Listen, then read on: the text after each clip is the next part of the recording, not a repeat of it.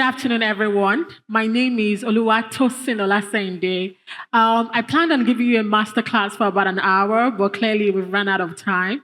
I'll try and see as much as I can cover in the next 30 minutes.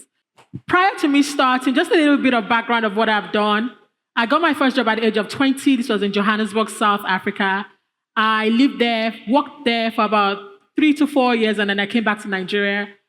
I went to church with my mom, broke because I did not save, I did not invest. And she had squeezed in 500 naira into my hands as offering. And I cried that day because I'd lived in my own apartment. I've driven a car, and here I am. I didn't save, I didn't do anything. I'm back under my parents' roof and getting offering. I did not even have money for offering. And I was like, this can never happen again. Subsequent to that, I worked with CNBC Africa. I got poached by Bloomberg Africa as a senior financial analyst. Then I worked with British America Tobacco as a commercial finance manager for their West African arm. I was managing a budget of $20 million. Turned 30, and I wanted to start Money Africa, and here we are now. So what is a financial goal? A financial goal is very important and it's very critical. Many people share goals about their career. I want to have X clients. I want to do this. I want to do that. But how many of you are very, very clear and intentional about your financial goals? We have 3 different kinds of goals. We have short-term goals, we have medium-term goals, and we have long-term goals. Short-term goals, you have to be extremely realistic. So let's say on average, you've always done an average of, let's say, 100,000 naira or 500K in a month, and you're projecting for 2025. We always say, if you aim for 100 million or 200 million, it's not impossible. As Nigerians, we're super optimistic. It's one of our biggest strengths, right? But at the same time, it could be a little bit of a disadvantage because you don't want a situation where as you're not putting realism into space. Now, we have the other category, which is the medium term. This is between 2 to 5 years. It is a fantastic, beautiful way to plan because the fruit you're looking at in 2025 was planted about 2, 5, 10, couple of years ago, and then you're seeing that fruit come forth. So the question is, what am I planting now that I can reap in the next 2 to 5 years? You have to be very intentional about your medium-term goal. Now, we have another goal that I love so much. We call that your long-term goals. Long-term goals, we're talking decades. What is your game plan for the next decade? And that is where I want you to be completely delusional, right? You can dream your wildest dream, put pen to paper. We want to start backing it up with actions, and we want to do that. So short-term goal, medium-term goal, and long-term goal. Long-term goal, go and be crazy, go and be delusional. As crazy, even something that they've never seen before, go and do your madness. Put a pen to paper and we want to walk towards it. Now, there's another series that I like to advocate for a lot of people to watch. It's called Decoding the Brain of Bill Gates. I love it so much. Just wiring your mind and being able to dream and see things, right? So that's your financial goal. So everybody has to go set a goal. And I'm talking about not just goal for your businesses, but as a person. Do you know that only 8,260 Nigerians have a net worth of at least $1 million? For a bit of context, in the US, it's 22 million people, right? And it's just 8,200 in Nigeria. A lot of time on the media, we really think as Nigerians, we're as wealthy as we think we are, but it's not true. If we're as wealthy as we think we are, trust me, all those investment boutique homes, they'll be tripping all over Lagos. There'll be JP Morgan on your left. There'll be all of them all over, right? So when we're talking about those financial goals, we want a bit of realism. We want you to start seeing the world as a global place. So I'm benchmarking against the US that has about 22 million millionaires, right? Compared to Nigeria that has just 8,200. The whole of Africa has just 135,000. So even if they were understating it and it was 500K or 1 million, still, that's quite a little number. Next slide, please. Today's agenda, we'll be talking about, is wealth as a result of mindset or as a result of knowledge? What do you guys think? Knowledge or mindset? Both. All right, fair. Everybody keeps saying both, and you're absolutely right. However, your mind carries 80% of that. Based on data, over 40% of people that win the lottery go back into poverty. I'm sure you've also seen quite a number of wealthy soccer players that go back into poverty. It does not make sense. There was a person that used to do garbage. He used to clean garbage and all of that. He won over $2 million and is back again where he was previously. It's very easy for us to point fingers whenever we hear this story, but I always ask you, take a pen to paper and write down all the money that has ever passed through your hands I'm talking about when you were in university, people that used to hustle, you do side business, you know, since that time till today, how many of you have about 10% of that money stashed somewhere, right? All the money that has ever passed through your hands. Every time we do this scenario, many a time, people do not have it, right? So it's easy for us to say, oh, those people wasted their resources. But what we currently earn is our own lottery. And what am I doing with it, right? So we don't want a situation where we're saving money, but the money does not stay. We have two scenarios, right? You can either be a bucket or a basket, meaning that a bucket, the money is coming and you're retaining it because it has a base, it's covered up. A basket, you're seeing that money, but guess what's happening? It's a passage. It does not keep it, it flows. And for a lot of people, that's what happens. So wealth is as a result of mindset and knowledge, but mindset carries a higher proportion of it. I like to liken knowledge to a seed. Imagine you imported the best viable seed ever, and you put it into a soil that is not great. What's going to happen to that seed? It's going to eventually die. And that's why we keep saying your seed is your knowledge and your brain, your mindset is the actual soil. So we want to ensure that we have the right kind of soil. How can that happen? There are many ways they can happen. By the age of 7, your mindset about money has been formed. Now, this is not to bash parents or anything. They did the best that they could. But if you did not grow up in a household that was a high-income household or they were building wealth, as an adult, you have to be very intentional about how to rewire that mindset. There are times you've heard a lot of clients saying certain things, and you can hear the fear of poverty. You can hear, sometimes people grew up in a household where their parents used to borrow a lot. Sometimes the children pick up those things. We all know that one friend. They're not doing too badly, but they're just constantly borrowing, right? So there are all these many things that you would, without knowing it, your childhood plays a critical role. So sometimes when we even get clients and we feel they can afford it, we strongly suggest go and speak to a therapist, help yourself through, all those childhood things that are restricting you from being able to go to where you want to go to, right? So mindset carries a critical role there. Wealthy people spend much more time thinking about their finances than those who remain average. I wouldn't use the word poor, but the average person they spend just 2 to 3 hours each month. And that's an equivalent of less than 10 minutes per day, right? So the average self-made millionaire spends 20 to 30 hours per month. They are thinking, they are studying, and they are planning their finances. They are extremely intentional. Next slide, please. The next one is wealthy people never leave things to luck. In this category here, I'll be talking about things like insurance. How are you protecting what you have? So as a person in the creative space, some of your biggest assets are things like, number one, your gadgets, right? Your cameras, all these other things. Do you have an insurance plan covering? Do you know that Nigeria actually has insurance plans for you for this gadget? Some of them worth over $1 million. I heard that it's really, really expensive. You should actually have it secured. Another thing here is your health. Your health is your biggest asset. No matter how great your work is, if you're not feeling fine or if you're sick, you're not able to work. So when we're talking about health, the next one is we want you to be able to book yourself a health insurance plan. I have a person that was sick, and a Nigerian health insurance paid 15 million naira. I wouldn't be calling the name of the insurance company, but they paid 15 million naira. Her plan was just about 200K. So in your time of distress, I pray it does not happen, but this is life. You don't want to be looking for money. And if you ask people about responding to health issues, the faster they move, the higher your chances. The time of waiting for 1 week, 2 weeks to gather money comes at a huge cost, and you don't want that to be happening when you need it. So please go and get yourself a very good health insurance plan. When people are choosing health insurance plan, they want to go for the cheapest one, 15K per annum, to do what?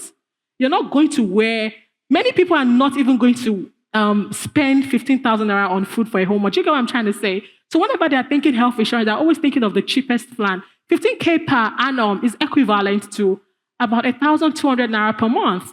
What's that going to get you? So we want you to get a better one. Close your eyes. Get the one for 100K. Close it. Consider it as an asset. Get a good health insurance plan. The next one is your car. For those that are driving, a lot of Nigerians have third-party automobile insurance. We advocate get a comprehensive one.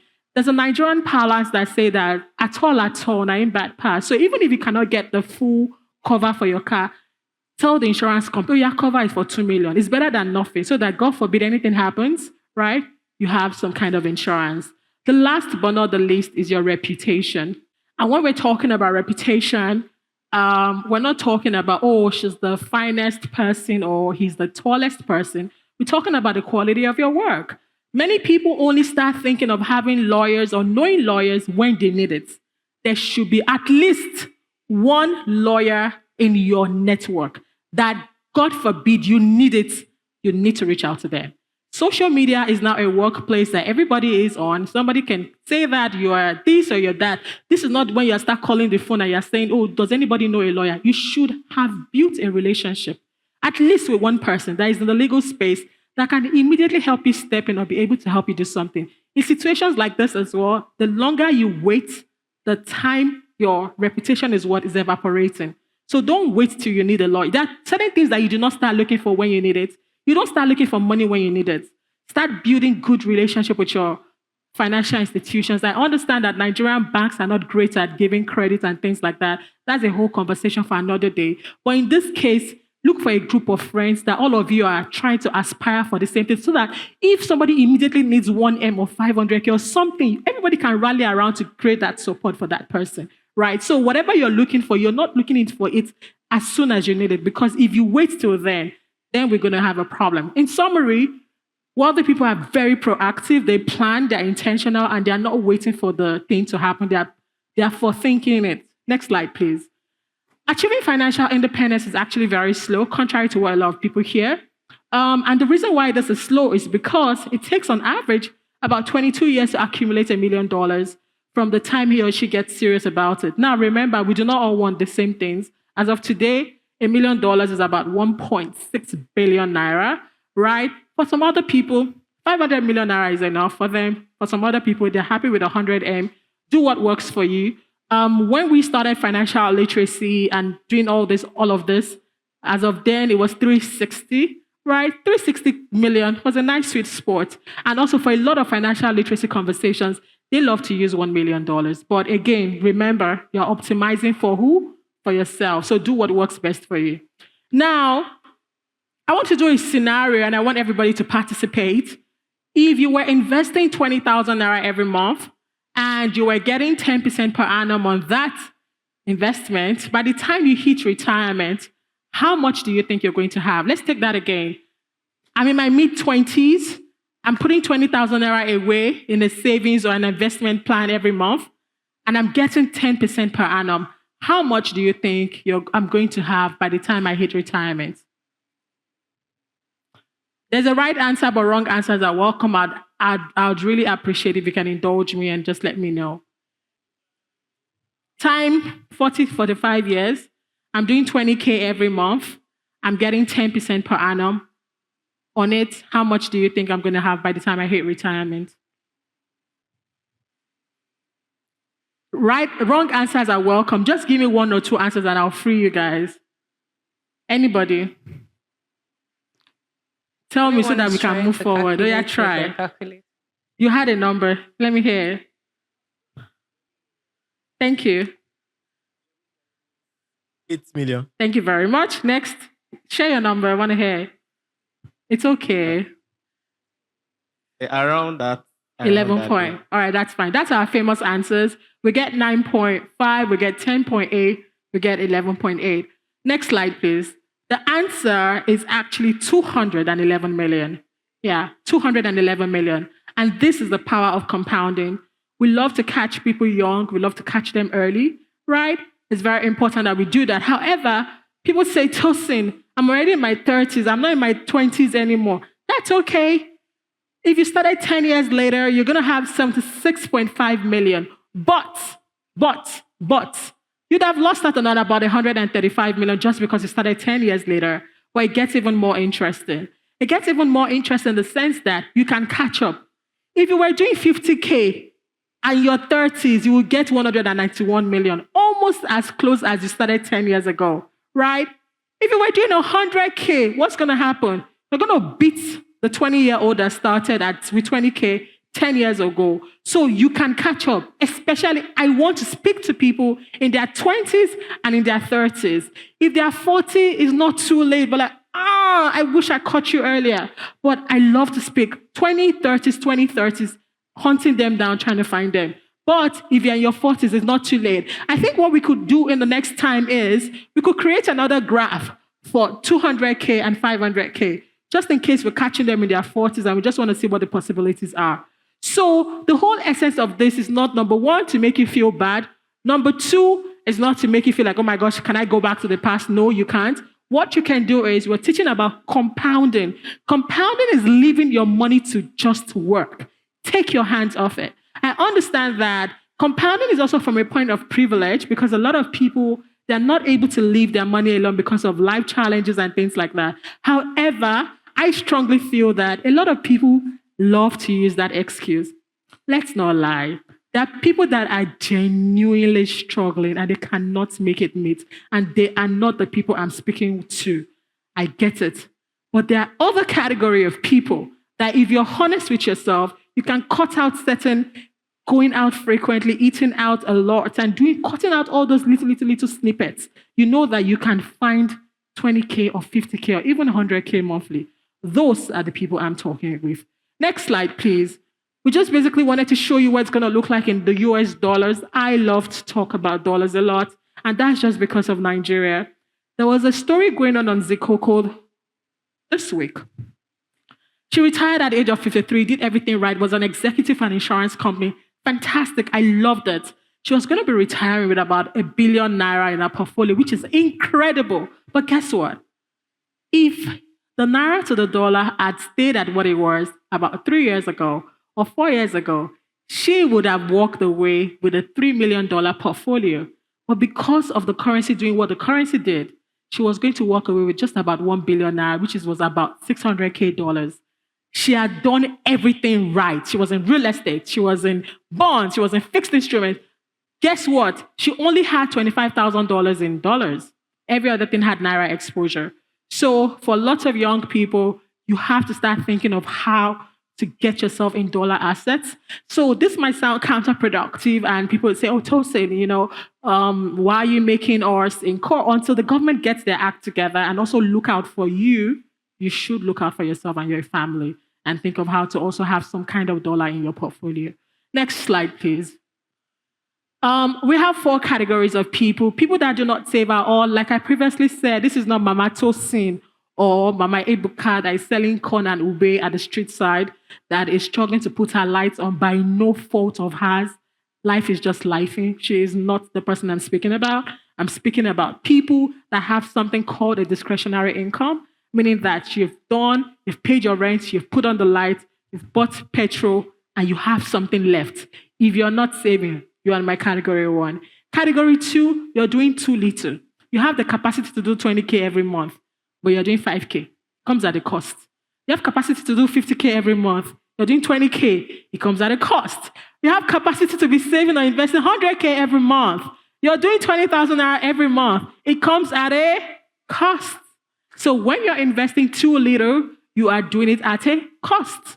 So category number 3, those that save to consume, which is not a problem. Nobody came to this life to just save and invest. You're going to look after yourself.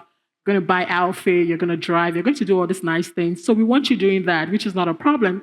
Category number 4 are those who save to invest in the long run. We want you there. So we want you to start thinking about how can I start, saving. I want to invest. I want to start putting things together. And I'm thinking about it in decades, right? So one of the big mistakes that many people do is they are not able to wait long enough to see their seed flourish.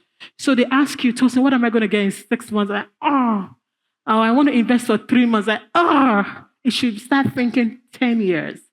10 years, 10 years, 10 years, 10 years. So after the session today, go and write, what can 10 years, and you can always edit it. But start thinking, what can 10 years look like? So I'm speaking to you today and say, what can 10 years look like? So for me as a person, even though I'm not calling the name of the school, and one of the Ivy Leagues that said, hey, come for your executive MBA. Like, okay, that looks good for 10 years. What is our big goals? We want to work 10 millions of Africans towards financial independence. That looks like good years. We're looking at 10, 20, 30 million. So you need to start writing down those 10 years. And when you write down those 10 years, you need to start talking, start walking, and start acting like the person that wants to get there in the next 10 years. Next slide, please. I can't go through the entire slides just because we have run out of time. Next, please. Budgeting.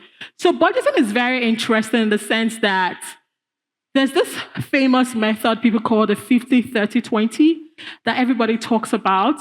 But is it really realistic for us living in this part of the world? I do not know. So 50% means that 50% of your income is going towards the things you need to survive. So I'm talking about your rent, your electricity, your food, like we rightly said. And if truly 50% of all your income is going towards your necessity, you are privileged, right? Whenever we see this happens, there's a very high chance that the person is a high income earner or the person is having an assisted living, meaning that maybe they live from family house, or there's something helping them, right? They have parents, they have resources, right? And that's when we sometimes, so they're either high income earners or somebody is subsidizing it somehow, right? It's been subsidized. Next one is 30% should go towards your wants. So hanging out with the boys, hanging out with the girls. It's somebody's birthday, you're gifting them something. You're doing bridal showers, you're doing dinners, ashwebi, amongst others, right? Travel as well, movies, everything falls under there. And then the last but not the least is 20% of your money is going towards your investment. So we're talking shares, mutual funds, real estate, amongst others. So from a practicality point of view, many a times for the average Nigerian, we're saying 70%, right? So I'm saying 70% of the money will be rent, food, school fees for those that have children, school fees, healthcare, black tax. People are sending money home to their family, to their parents. They're helping the younger ones get through school. So it's looking more like 70, 75%. For the lots of people that we speak with, right? And then with the remaining 25%, this is now where you can put some into the things that are nice to have, and then you can also put some into investment. Also, there are situations where, life comes in seasons. There's certain seasons. Somebody reached out, Tosin, I'm running a business, I'm trying to get things together. I'm not able to save and invest. And I'm like, and that's okay. That is okay. There's a certain part of your life where you're not able to do it, that all your energy is channeled into that business. And then that business then gives you revenue and opportunity to do that in the next 3, 4, 5 years. So you just have to, you saw that graph we showed you about 20, 30, and 40. So imagine that person in their whole 20s, they were not able to. But guess what? When they got to 30, they were earning so much money that they could do 100K a month. What has happened? They've made up for that. So there's no one rule for it. Don't be too hard on yourself. What am I focusing on now? What is my priority? And as soon as I'm on my feet that I can catch up, I can start doing it. Next slide, please. So what is emergency fund? Emergency fund basically means that I am putting away the total amount of money that I need to survive in a month. I'm multiplying it by 3, and I'm putting it in an account that I can access it within 24 hours, just in case I need it. What are the situations where people need emergency fund? Number one, when they fall sick. And that's why we're strongly advocating for you to get a health insurance plan. Please do not skimp on it. Get a very good one. Number two, when people lose their job, right? In these cases, you're your own employer of labor, right? But there are certain cases where it could be like a dry season that it's not peak and things are just not coming. That is when sometimes people need emergency fund. And the last but not the least, when people lose their parents.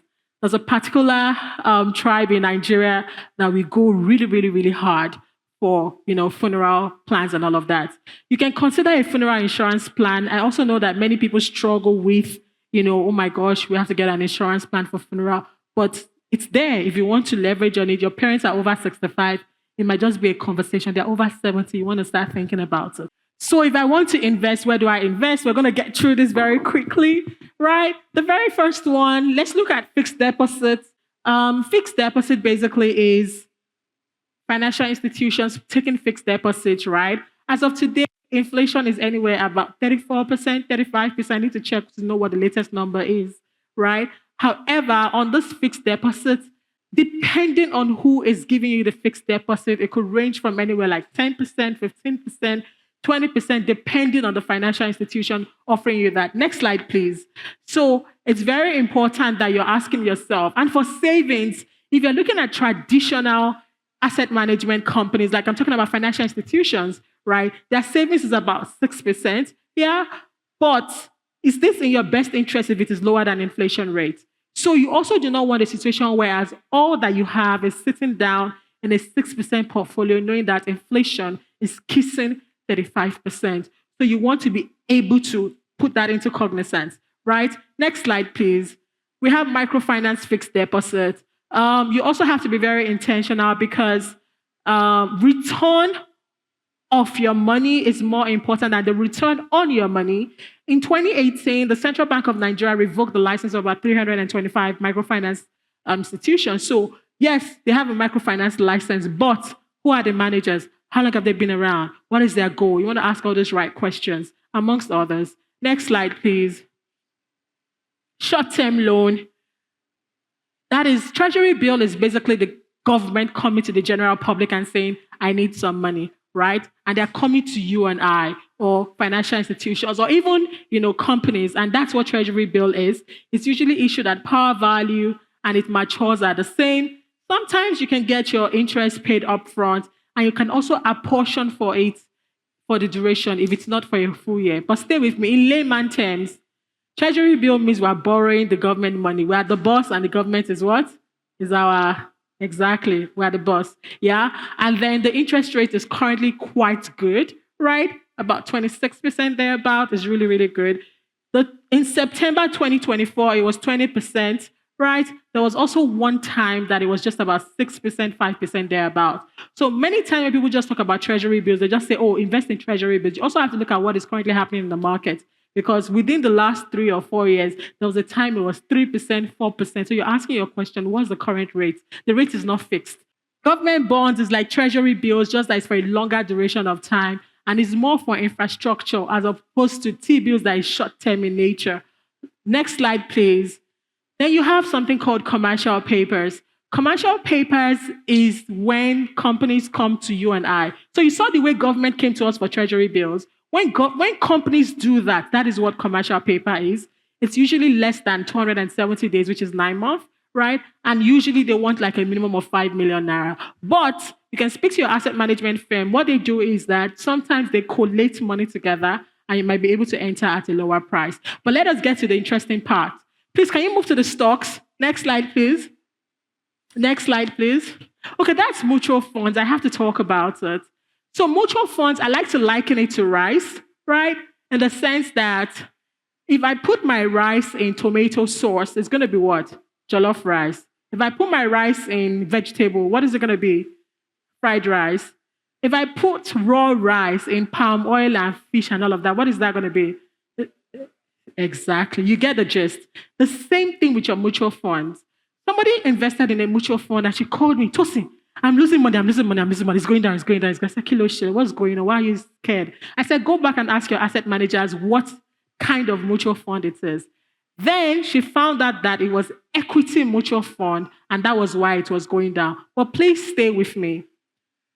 Mutual fund means that the investors pool their money together. They give it to a fund manager. Fund manager is trained to be able to invest your money. They take that securities, they get a return, and they give it back to you. Now, this is where it gets interesting. What they invest it in is what determines what kind of mutual fund it is. If they put your mutual fund in something like Treasury bills, commercial papers, government bond, it's called the money market mutual fund. So this is what is stable. You can sleep at night. You're not going to lose your capital, and your money is guaranteed, right? So that is the money market mutual fund that is very popular, that you hear lots of Nigerians talking about. Then you also have the equity mutual fund, which means that they can invest in a couple of stocks, right? There are some people also have something they call a balanced portfolio. It's a mixture of things. In summary, when they are talking mutual fund, what question are we going to ask? What are you investing what? In. That's the question. Then the last but not the least, let's go to the equities. All right. So did you know that Warren Buffett bought his first stock at the age of 11? And this was because of exposure, parents, and all of that. So for everybody here that has children, remember by the age of 7, the mind of your child about money is getting what? Formed. You want to start introducing them to these conversations very early. Also, another thing that Warren Buffett was very, very, very, very privileged or lucky for is age. He's currently in his 90s, right? So God bless him with the old age. So he started really early and then he has fantastic age. So he's been in the market for what? A very long time. The longer you are in the market, what's going to happen to your money? It's compounding, right? And that's what he has. Next thing, please. Another way for you to make money in the equities market is you want capital appreciation. Capital appreciation means that I bought the stock for like 10 naira or for 20 naira and then it went up. Or I bought the shares at $5, $10 and it what? It went up. So we did a 10 years challenge in 2019 and we're looking at the numbers. Look at Oando. We always used to tell all our clients, don't touch it. They were suspended off the market one day, yada, yada, yada. You know, we were concerned about management and all of that. It was terrible, really terrible. And they suspended them once, but stay with me, I'm going somewhere. Then we have Nestle. Nestle was one of the best performers. Even if you look at inflation, depreciation, boom, boom, boom, they beat everything. Fantastic guys. Then if you look at Stanbic IPTC, they did a good job. However, there was some right issue here. There were some issues that are making the number look bigger than it should be, but they did a good job as well. GT Bank, not bad. Okay. Next slide, please. Now, in 2024, we did the same challenge. What is happening? Surprise. Oando became one of the best performing stocks. Why? Access, management, amongst other things, right? And then GTB also, the 10-year is not, it's just okay. And this is really the issue with a lot of people with Nigerian stocks, right? If you look at the growth and you look at what has happened with depreciation, it's like, it's just okay. Nothing over the top. But the part that we are also not capturing here is the dividend yield. If you look at companies like GTB, Zenith, they pay their dividends regularly. Dividend yield is about 10% thereabout, right? I will not have a full Nigerian portfolio, and I will also not be overly exposed to it. It's really just what it is, right? But they are not bad investments. If you look at Nestle, the numbers came down. That's just the struggle that lots of manufacturing companies are having with lower purchasing power, the devaluation of the naira, just all those things. But now, 2025 is a year of stability. We're seeing the FX finally stabilize. We're seeing the inflation gradually inch down. People are forecasting 1,200 naira to the dollar. I guess we have to wait and see. It's like a season of stability and recovery, right? So next slide, please. All right, so this will be like my final slide so that we can go into the session itself. I love to share this, that many people say, oh, I have to be an entrepreneur to get wealthy. I have to be super rich and things like that. But if you had invested 100,000 naira in Netflix 14 years ago, it's now worth 14.5 million naira now, right? If you had done the same thing with 10 cents, it's now worth about 60 million naira now. Naspers, this is one of a South African company, they are taking a position in 10 cents, but it gets really quite interesting. One thing that I've noticed from a lot of those companies is that the first 10 years, so whenever they launch first, the 10 years can be relatively flat. They're trying to figure it out, they're trying to stabilize, and then what happens? You start to see that uptick. It's not just the Netflix or 10 cent, and you just usually see that the first decade, they're trying to find their feet, and then you start to see that uptick. So where am I going about the decade plan we spoke about? So give yourself time to get system together, put things in place, give yourself those 10 years, right, to come together, and then you can start anticipating a kickoff. So I will finalize this session with a particular, next slide, please. All right, 1 minute on startups. So startups are very interesting, and we hear it a lot. Tosin, I want to invest in my friend's business. What should I do? With startups, you're investing first in that person, right, than you're investing in the business. And we've seen lots and lots of people that have parted ways. They've severed very good friendship just because of this. So they say 4 in 5 fail in the first 5 years. But what if you succeed, or what if that business succeeds?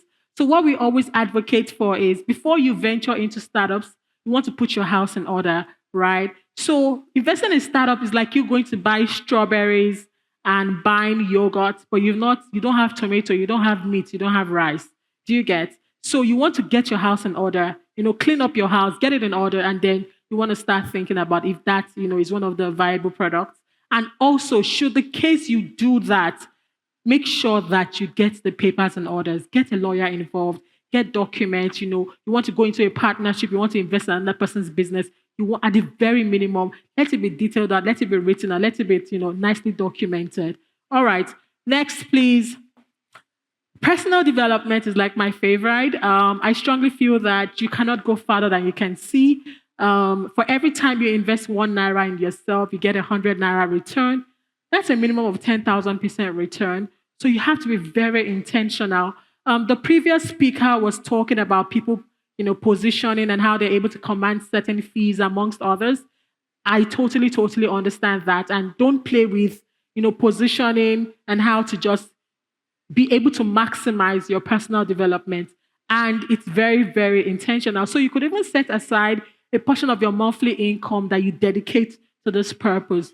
Very, very key about building that brand and personal development so you can be able to earn more. The next slide, please.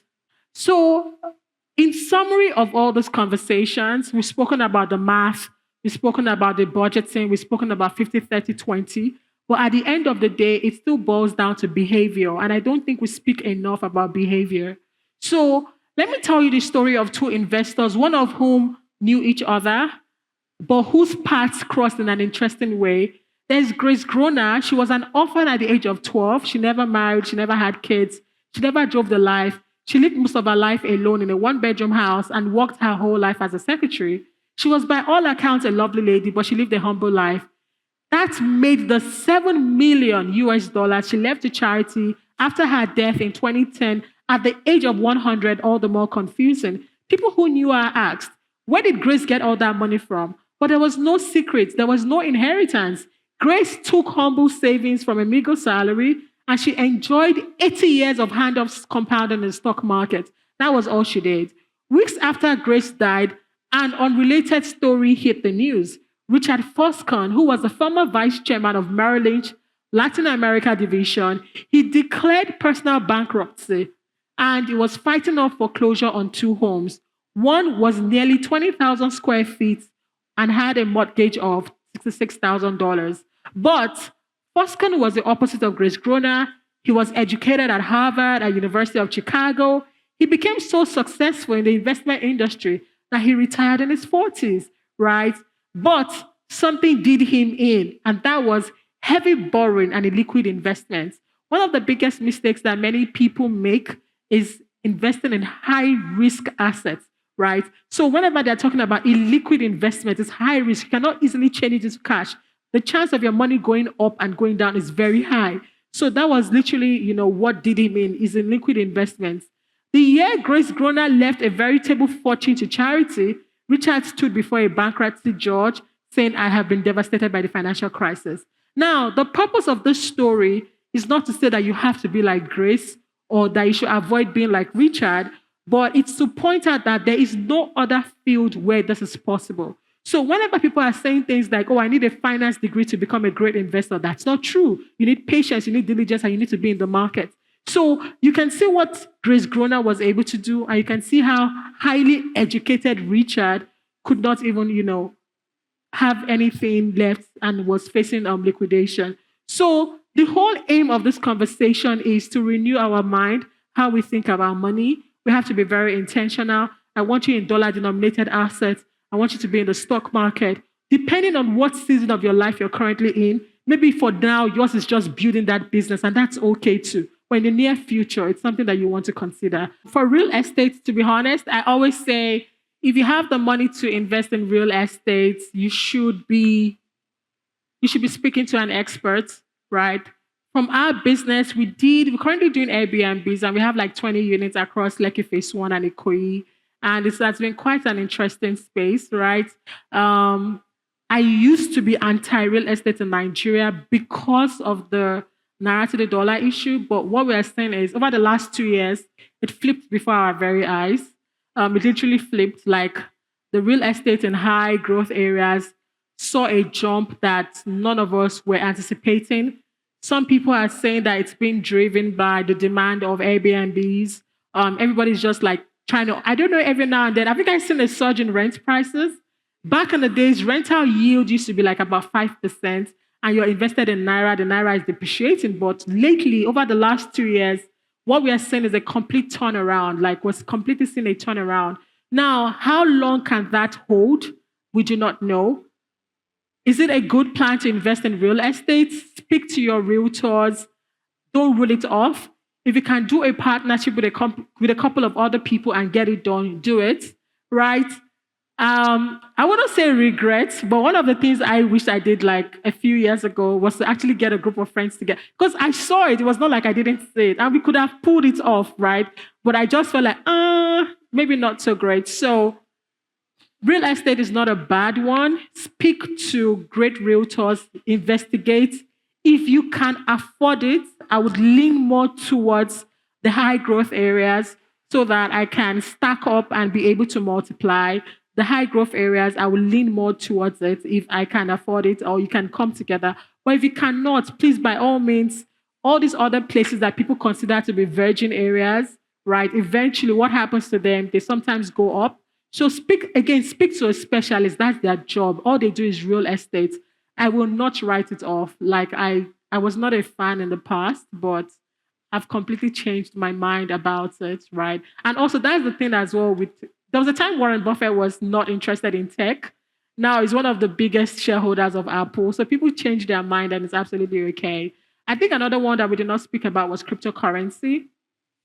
So cryptocurrency is very interesting and how it has been marketed can be a bit problematic. You hear people talking about meme stock and things like that, people flipping $100 to become $35,000 and things like that. Is it possible? Yes, it is. But just like every other thing, you have to be very disciplined.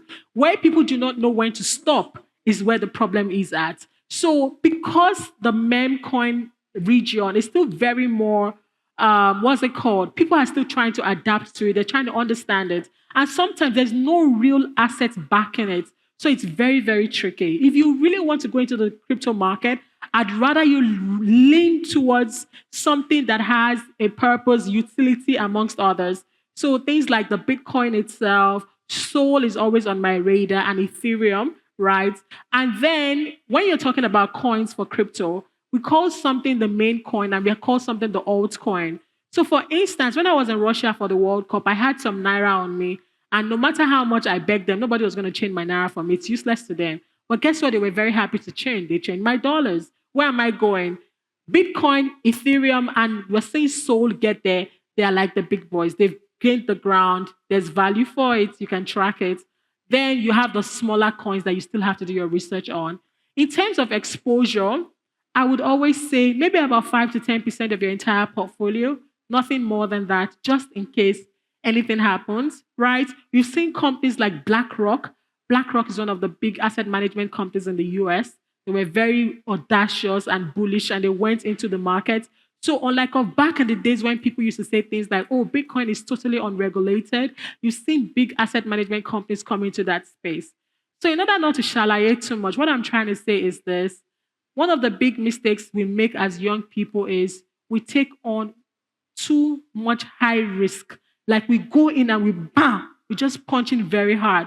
What happens here is if it does not work out, it can shake your entire foundation, right? And then you're back again on the street. And there's something about rebuilding every time. It's tiring. You're going to lose energy. You're going to be weak. So you don't want a situation where as you're always building, do we know one person that is constantly building because something has happened, they've lost this? So in your journey on financial independence, you want to build some kind of stability so that even when you're taking risk, maybe with 5% or 10% of your portfolio, but you cannot be using 50% or 40% of everything you have to dabble into those spaces. So, Thank yeah. you so much. We'll take one more question. So my question is, this 20,000, 50,000, 100,000 that we're supposed to save, I invest. how do we find people who help us to Grow it. grow it? No, that's a very good question. So, in terms of Naira assets, there's money called the money market mutual fund. The risk is relatively low because they're in treasury bills and commercial papers. It's giving you about 25, 26%. Lots of asset management firms have it. So from AfroInvest, your FBN, all these asset management firms, they have it right. However, I also want you to be in dollar denominated funds, right? There's a euro bond as well, but you usually need like 100K to get in. But some asset management firms are very happy to take smaller amounts and sort of gather everybody together to be able to invest in it. There's also something called the S&P 500. S&P 500 tracks 500 of the largest companies in the world, in the US, sorry. So I'm talking about Google, I'm talking about Meta, I'm talking about, just think of all the 500 largest companies, Walmart, Microsoft, Apple, Netflix, they're all there and they cannot all go crazy at the same time. So while one sector is doing well, another one might not be doing well and they help each other to balance out. On average, you get about 12% per annum on that. So over the last 30 years, it has been delivering an average of 12%. Last year alone, it did 23%, right? Some years are great, some years not so great. But the whole thing is that you want to be able to do that in the long run.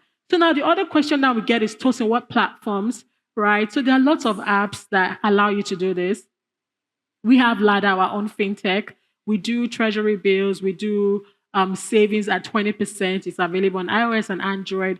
For the US stocks, there's Trove, there's RiceVest, there's Chaka.